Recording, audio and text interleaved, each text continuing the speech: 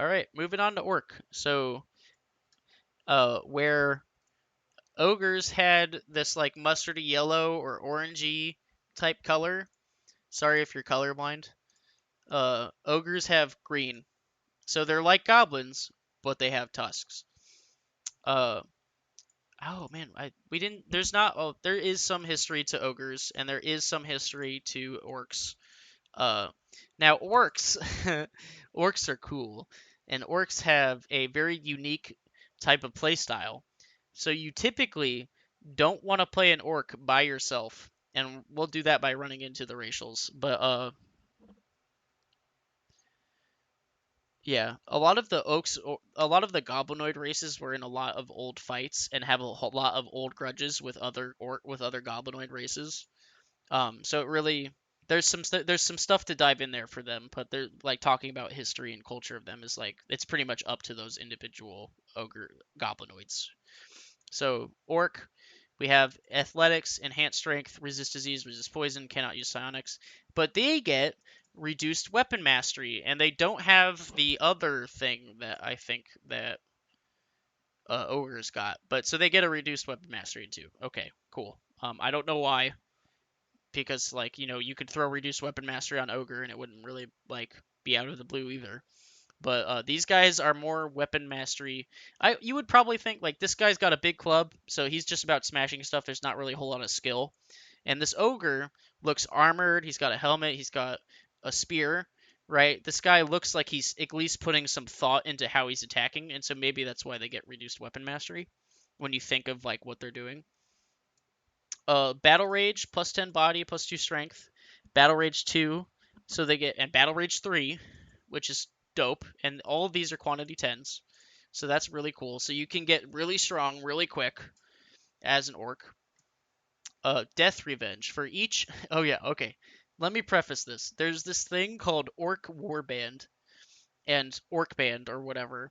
And the point of it is that you're a bunch of orcs playing as a bunch of orcs. And when you read Elder Orc, you're going to see real quick why you want a bunch of other orcs around you. And so this is what it is. Death Revenge.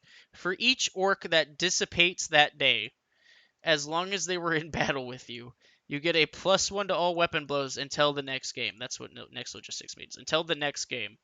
So if you have 5 orcs and 4 of them dust, like go resurrect, then uh you get +1 for each one that resurrected, and I'm pretty sure they get to also keep the +4 for all the resurrect. It's funny. It means that your orcs are dying, which this is not really good because you don't want to have people dissipating at all. So this effectively is never going to give you a +1 anyway, because you primarily probably don't want your buddies to die. So this is not. It was very funny back in the day when people died a lot easier, or like when character death was common. But as the game's gotten older, this hasn't really aged. Elder Orc hasn't really aged really well, in my opinion personally. There are people that play orcs and they love it, so that's cool. Um, but yeah, this skill is kind of I mean it's 3 build. You're not giving up a whole lot to have that, but like you want to hang out with orcs if you're playing an orc. This one is a lot better. This one says for each orc that falls to the ground in battle with you, and that's open to interpretation. I imagine that means falling to the ground dead or falling to the ground bleeding out. You get +1 to weapon blows for that combat, not until next logistics, for that combat. So if you have a bunch of orcs that die around you, but you get to pick them all up, you're all still getting like +1 for however many fell around you, which is cool. This is probably one of the best skills ever, which is 1 build 10 times. You may dance to the victory dance. You may dance to the victory of a battle finished within the past minute. So when you go through a tough fight and you're really down on stuff, you may dance and you may show your victory dance over your superiority over the fallen enemies. And when you do so, you will be healed to full, cured of all disease and curses. This is an interesting way to get rid of curses. But yeah, Victory Dance is sweet. Super cool. And it's pretty dope. Just ignore everything. Healed to full. That's super cool. That saves a magic person from spending their pool on healing you. So super cool. War chant. For each for each orc that is chanting using the skill, including yourself, you get +1 to all weapon bows for that combat duration. So what you do is you get the more orcs you get war chanting, the more bonuses that you all get. So back in the day, you would have like 10 orcs and they would all be like going war chant, war chant, war chant, or however they would be, or orc band, orc band, war band, orc band, war band, orc whatever. And they would all be getting like +10 during a combat because this is just so good. So that's pretty funny. Um, it's tough to imagine somebody walking in with 10 buddies that are all going to play orc, but if you're able to pull it off, man, do it. Orc's the way to do it. Um, it's tough to find more than like 1 or 2 orcs though. Pain don't hurt. The character is immune to pain effects until the first time that they are reduced to 0 body or dead for an event. This character is no longer immune to pain after that. This ability does not reset upon resurrection. So until you drop down and die for the first time in a given game, you're immune to pain. I don't know why this isn't just immune to pain, but yeah, they are pretty neat. Being immune to pain is pretty cool. Pain used to be, and this was a lot better back then because pain used to be you fall on the ground in pain and you're not doing anything and you're a sitting duck and like you can just be killed really quickly because you can't fight back and you can't use skill and you're like in pain. So being immune to pain was super good. Now, pain just reads as you're in pain, double the amount of cost it takes to do skills, which is still super good. Because if I'm in pain, I'm not using any of my skills. There's no way that I am paying double the cost to do half the stuff that I want to do. So pain is still really good. Um, it's more good against player characters. So it's scary. So pain used to be something that a lot of PCs would throw at NPCs because being immune to pain is pretty tough. It's like not very common. So you would throw pain at monsters to put them in pain and then have an easy kill. Um, and so what this does is this flips the script a bit on on what changing pain does. What pain doubling things instead of being like a fight ender.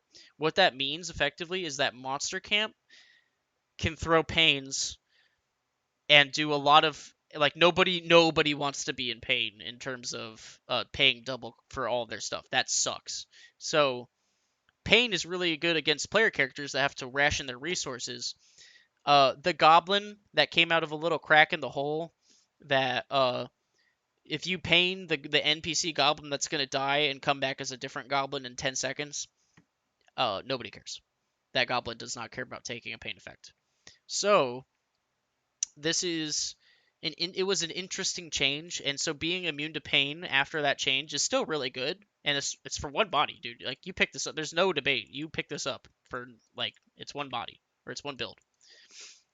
It's still good because paying double for stuff sucks, and being immune to that until you fall down for the first time is still really good. I'll take that even like this.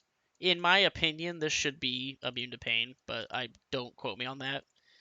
But yeah, still really good. You still take it. Unaffected by poison, unaffected by disease. Almost fearless. The character is immune to. It's the same thing of pain, but it's fear. And fear is okay. Fear is a lot. Is almost now as good, but you can run away. So when you get hit by a fear, you run away, and you try your dangest to run away. So if you're in a corner, you will. You're kind of stuck in the corner, and you gotta kind of like cower in the corner. And it can be a fight under there because I don't know. I'd have to read what fear really like defined itself as, but a lot of the time it's, hey, I hit this monster with fear, it runs away, and you might as well have killed that monster because the monster's gonna run away and then they're gonna come back as a fresh monster that like if you're getting attacked by a pack of wolves and the wolf pack is like huge and they only have 3 NPCs, the NPCs are going to die and then come back as a different wolf of the pack to represent being a big pack of wolves, right? So that wolf is going to run off and then that NPC is going to be like, okay, it runs off. I'm going to, and then they will respawn kind of as a different wolf. And so a fear might as well be a I kill that thing in terms of throwing it at NPCs. In terms of throwing it at PCs, it sucks to be feared because you have to run away. And being fearful, being afraid sucks. And again, I don't know why this. It's almost fearless. Pain don't hurt. It's oh yeah. It's not immunity to fearless. It's almost. It's not. I am fearless. It's I am almost fearless. Yeah. So that was Orc. You want to have a bunch of this right here. Let's see. Battle Rage 3, 2, and 1. That's really the reason, and like and like the pseudo unaffected by fear, the pseudo unaffected by pain, and then the typical unaffected by pain, unavoided disease. That's still really good. You kind of skip over war chant. You kind of victory dance is super good. Actually, no, that's like a good reason why you're playing this. But fallen revenge, death revenge, it's you can take it or leave it. But the rest of it's all still really good. The rest of it's dope. The pseudo immunes and the actual unaffected by disease and poison and battle rages are super good. Doing this 10 times, doing all of these 10 times in a given event is just amazing. It's super amazing. You would want all of these. But yeah, that was Orc. And they are green with tusks.